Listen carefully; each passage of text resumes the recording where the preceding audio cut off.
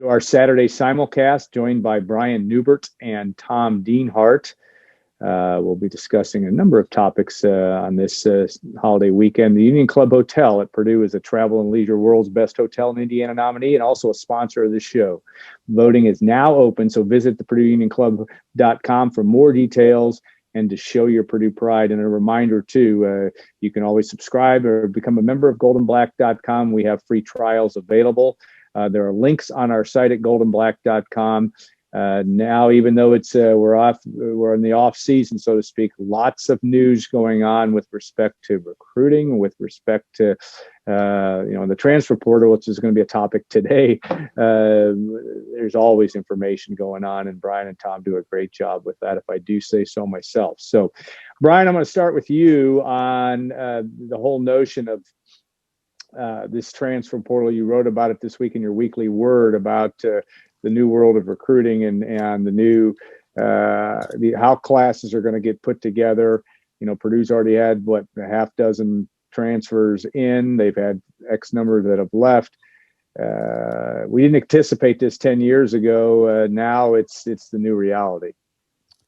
Yeah, it's not just the transfer portal, but it's more so the immediate eligibility where recruits or players don't have to sit out a year anymore when they transfer, which would be one of the biggest deterrents for them to transfer, because that's obviously not optimal for a lot of them. But I think this will go down many years from now as one of the singular most important, impactful changes that college sports has ever seen.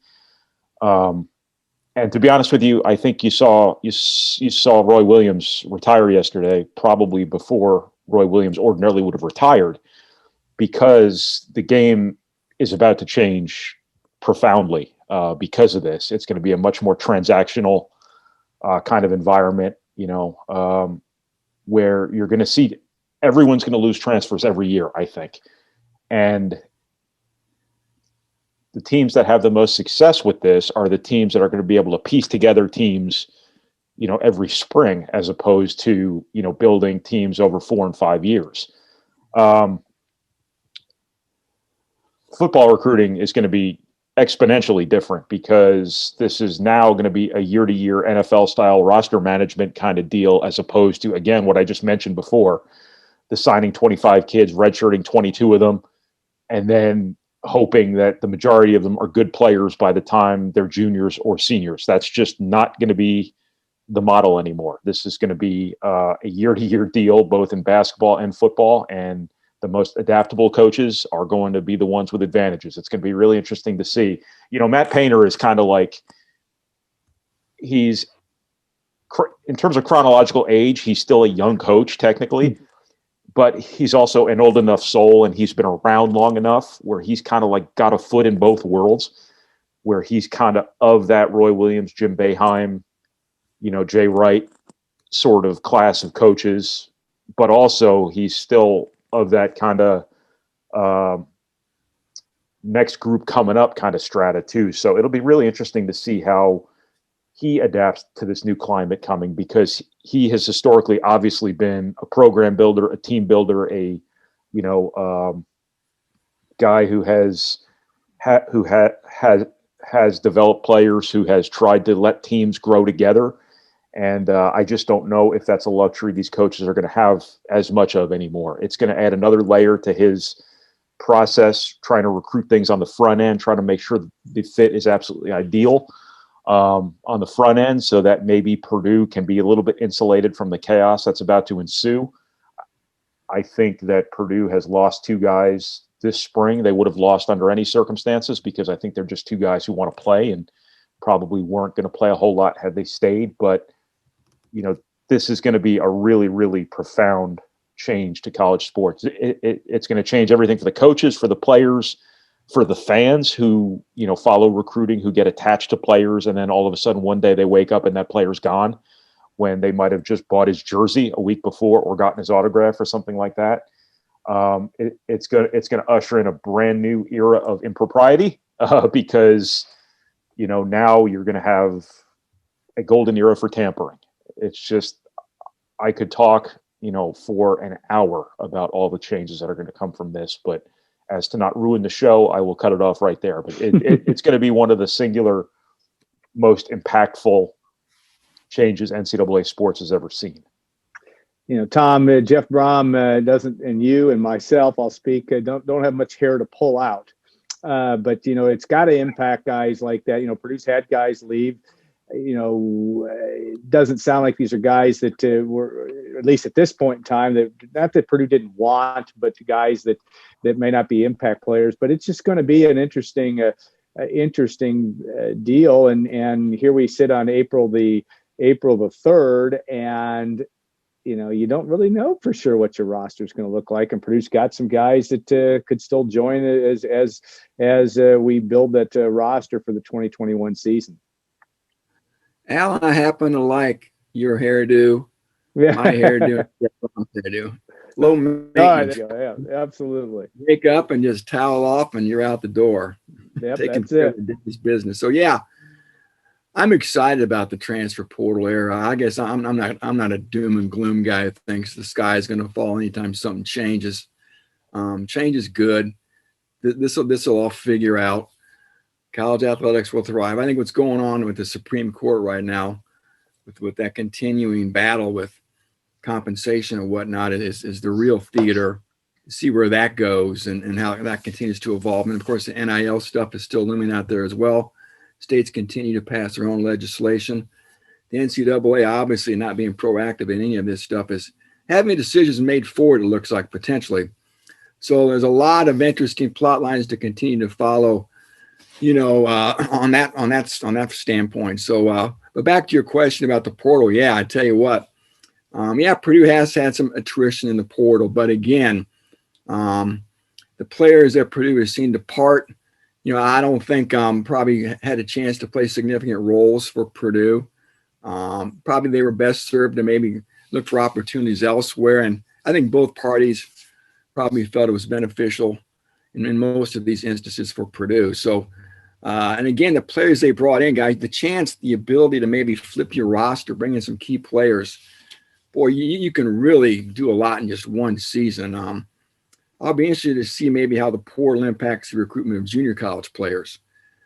You always hear about the headache some of those guys have. I mean, why even go to the junior college ranks if you have to, if you can maybe dip into the portal, get a guy whose character and grades and whatnot may be a cut above, maybe the JC guy, not to stereotype JC guys. But again, it's going to be fun to watch that JC recruiting moving forward and how it evolves or devolves, I should say. So yeah, Purdue's brought in some nice players here, addressed some needs, and as Brian has mentioned, in some of his discussions and some of his posts, they continue to shop. So some of the players we're looking at I think are very intriguing. So you gotta change or adapt, or change or perish, I think was the phrase I always heard, change or perish. And if you don't change, you're going to perish in any industry. And these college coaches, as Brian noted, are going to be really put to that test here. Yeah, it's going to be an interesting storyline.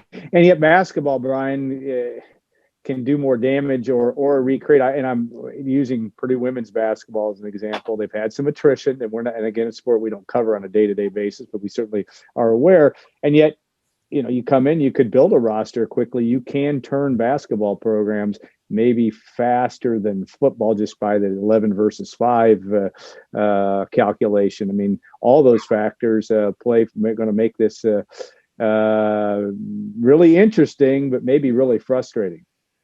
It can go a lot of different ways. It can absolutely change the paradigm on new coaches, because it's not like the rebuild is all that much of a thing anymore. I mean, to use Micah Shrewsbury as an example, he takes over at Penn State. He could go recruit 6 transfers this spring if he has to. And if they're good enough and Penn State can win right away, then your rebuild is done. If they're not good enough, then you're still stuck in the mud a little bit. But that's kind of good. I'm just using that as an example because he's a first-year coach with a bunch of scholarships available. Right. But that's kind of the nature of it, is that, when a new coach comes in, he might not be guaranteed the same 5-year honeymoon that, he was before. That's not to say any new coach should be on the hot seat after a year or two, but it just kind of changes it changes the calculus in terms of when a program can be expected to get the coach's quote unquote guys in. There's just any number of ways this is going to profoundly impact college sports. But, I think a big part of this now too is that, the stigma of players transferring kind of went out the window a few years ago, a while back.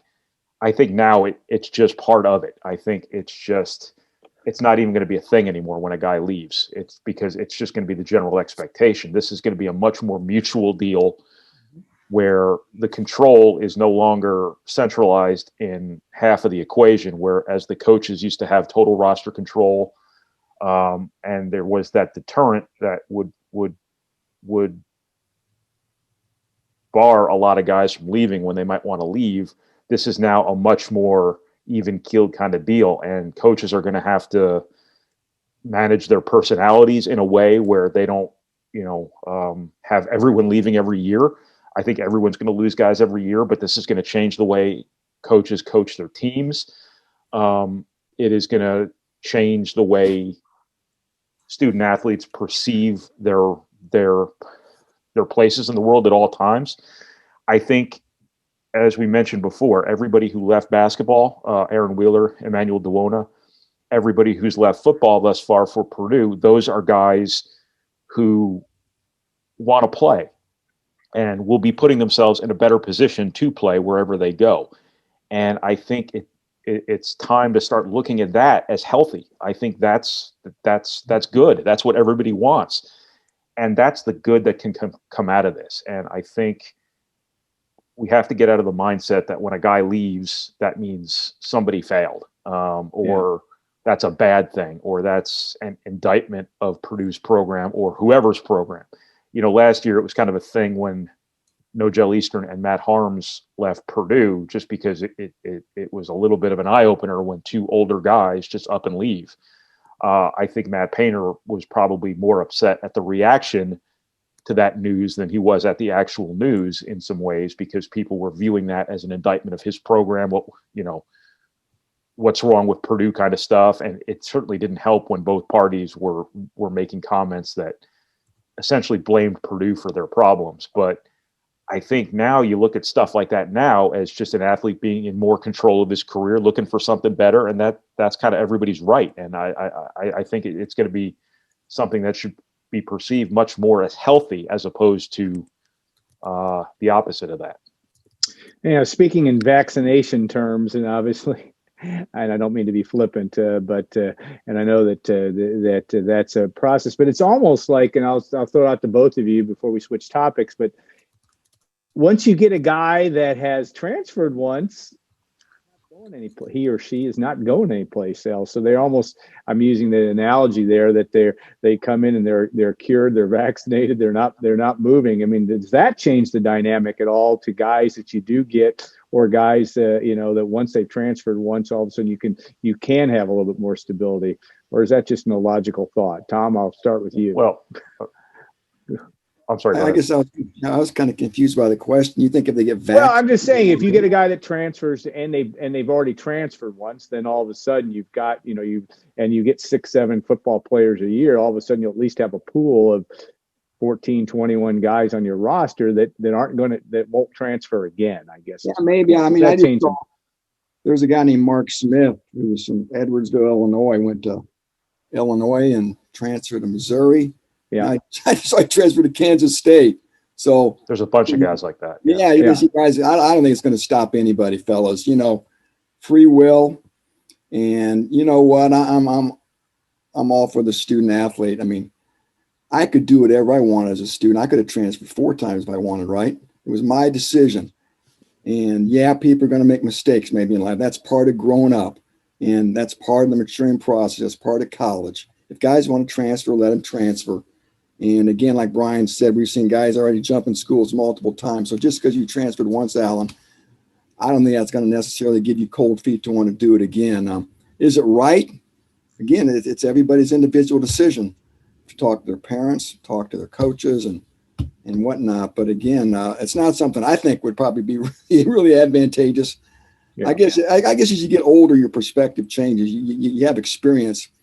And it seems like a lot of times, sometimes you're better off just sitting tight A lot of times things fall in your lap if you just put your head down and work hard right where you're at, instead of always being anxious and being concerned with your ego and yourself. So again, it's easy to say as a 50-year-old, not so easy when you're 20. And again, it's just a new world. And yeah, it's different. And when things are different, it's uncomfortable.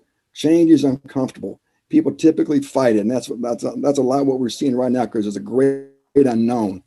And again, there's discomfort in the unknown. But again, it's in another way, I think it's like I said earlier, I think it's kind of an exciting era too. I don't know what Brian thinks. Yeah, Brian, I guess my point is that in this, and I know I'm going one level down the road here, but if they do a transfer a second time, they would have to sit out, or is that? Well, I don't know if they're going to leave in place any sort of waiver process like they've had before. I don't know if the graduate transfer stuff is going out the window. Yeah. So I don't know if we know that yet. Yeah. But the gist of all of this is that you get one transfer without sitting out a year. Now, if you transfer a second time, can you do that and sit out a year? I don't know. If you do that and you've already transferred, you're obviously going to lose a year of eligibility. You'd lose a year of eligibility probably regardless. I bet they keep grad transfers. I don't know if that's going to remain in place. I know there have been some movement over the years to try to close that up, just because it's completely belied the intent of the rule, which is to allow for academic freedom as opposed to athletic freedom, and it's been exploited 1,000 times over. And I don't know if that alone is necessarily a reason to do away with it, but I do wonder if with this one-time allowance being in play, if that wouldn't give them the reason they need to do away with the graduate transfer loophole. And that's exactly what it is, a loophole that's become mainstream. So I don't know. I just don't know what this is going to look like in terms of a second transfer. But you would hope, and I say that knowing full well that this won't be the case, but you would hope that the majority of guys find where they want to be on that first transfer, as opposed to having to do it again or wanting to do it. And the numbers suggest that's the reality. I mean, there aren't that many that do transfer twice, and again, there have been bigger penalties in play, so that's part of it as well. Just an interesting thought process. It'll be interesting to see what happens. All right. Also, this weekend is. Well, go ahead. Just to add something to this real quick, I just think this. No one is more pro student athlete than me. I mean, I can go into all sorts of different issues here that I can talk for an hour on that probably nobody wants to hear. But I just think this needs more guardrails. I just think that for a million different reasons. I think it will hurt the game. And as much as I want the student athletes to have control over their careers, I think everyone benefits from a healthy college basketball, especially.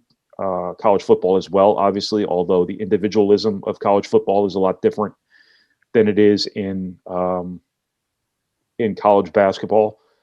But I would have just liked to have seen like a waiver period to do this, where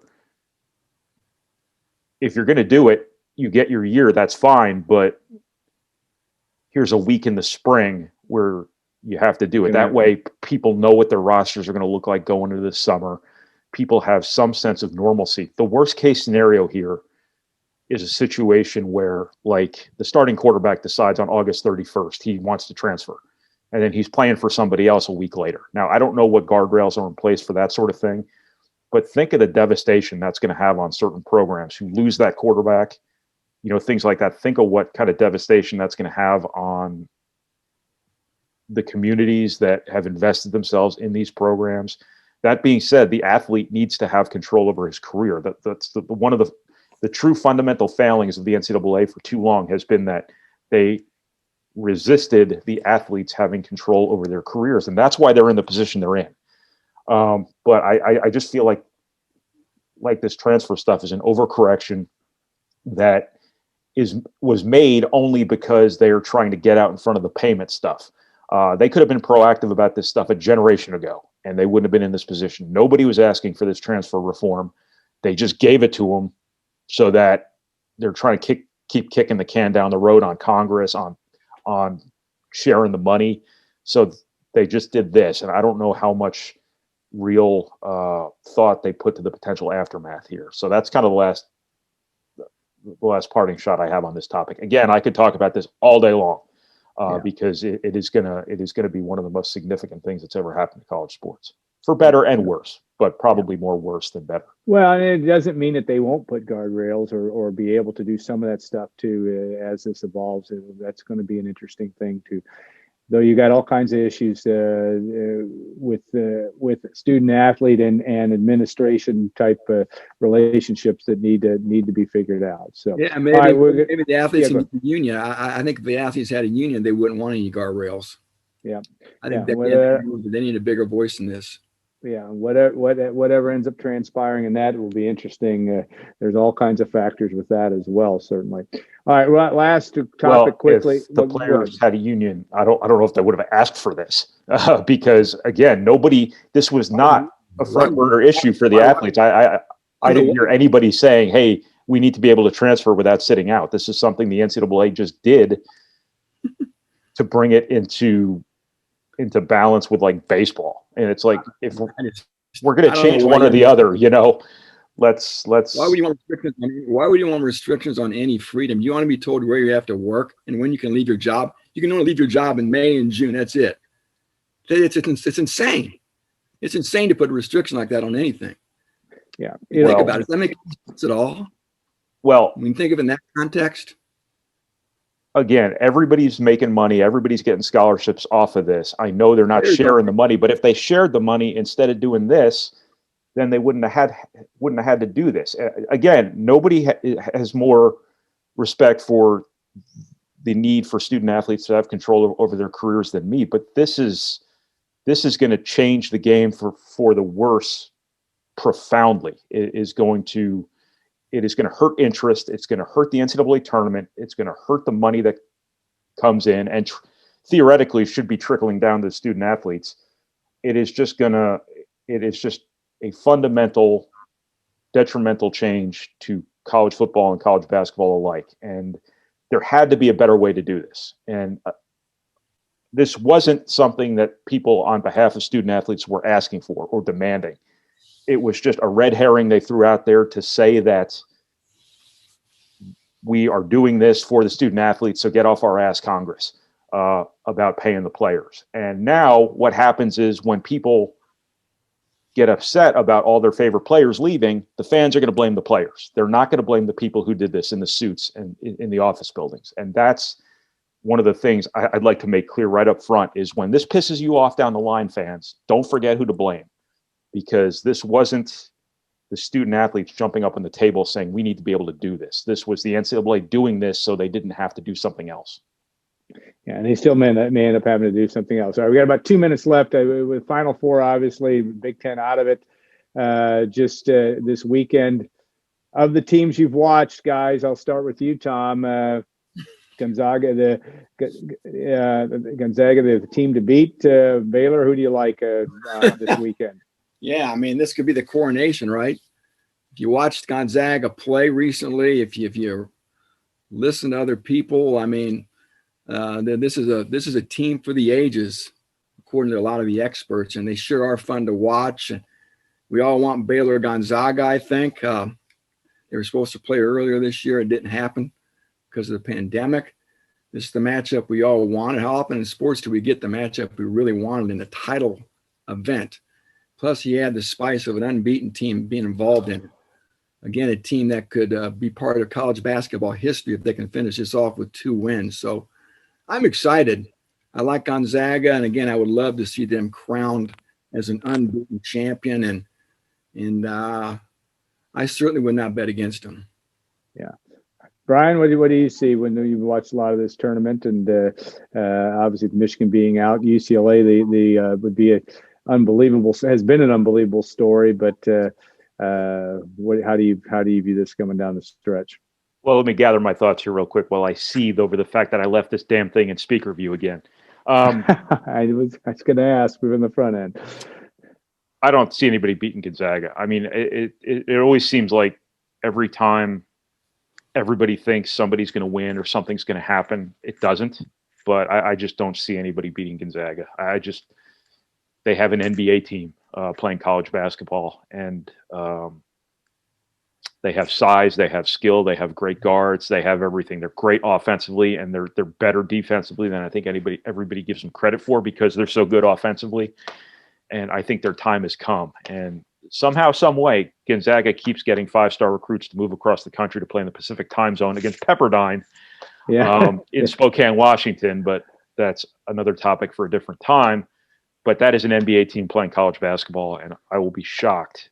I mean, all season long, it looked like it was Gonzaga, Baylor, and maybe Michigan as the three best teams in the country there for a while. But I think the gulf between Gonzaga and Baylor even is pretty considerable, and I just don't see anybody beating them. But hey, Brian, real quick, I'd love your opinion on this. Do you think the nature of this season would sully Gonzaga's accomplishments? I don't think so. I mean, I don't hear anybody talking about the college football season that way. I don't think. I'm glad to hear you say that, because I don't think so either. But I kind of wonder if people are going to hold it against them because of the weirdness of the pandemic year or not. But yeah, I don't think so. I mean, the NCAA tournament went off without a hitch, except for VCU, of course. So it's not like now had Gonzaga gotten some forfeits to get all the way through the NCAA tournament, maybe that would have been something that would have applied. But I think Gonzaga would have been good, regardless of whether or not there was a pandemic. And anybody who doesn't think that's the case hasn't watched Gonzaga play here. So I don't think so. I do wonder if history won't kind of look back informally on this season as that season, especially in football, because it wasn't nearly a complete season. The fact that basketball, everybody played at least 27 regular season games, or most people played that many games. If, again, if Michigan winning the Big Ten, you can say, they played X number fewer games in Illinois. Maybe you apply an asterisk to that, but I don't think there's anything related to the NCAA tournament that's at play there. So I don't think it takes away from what Gonzaga is going to do at all. Probably going to do, I should say. Yeah, and I think there definitely will be still not an asterisk, but this will always be that season. But I tend to agree that it's hard to minimize their accomplishment, but they're already doing that. If you listen to some people are. I mean, again, it'll be an argument point, I think, but their accomplishment will be unbelievable. And Baylor's isn't far behind if they end up winning. They obviously only lost but 1 or 2 games as well. So, all right, guys, we'll put an end to this Saturday simulcast, and thank you both for your time. I want to thank the Union Club as well. It is a Travel and Leisure World's best hotel. Make sure you go to unionclubhotel.com to vote for them as they try to win that award as well. I want to thank also or remind folks that you can become a member to goldenblack.com. We appreciate all the people that have done that already, but we got a lot still going on, and we appreciate all those many folks that have jumped on board here in the last few weeks. Our numbers continue to go up, and we appreciate that too. So have a great week, everybody. We'll be back next week, and look forward to our next Saturday simulcast.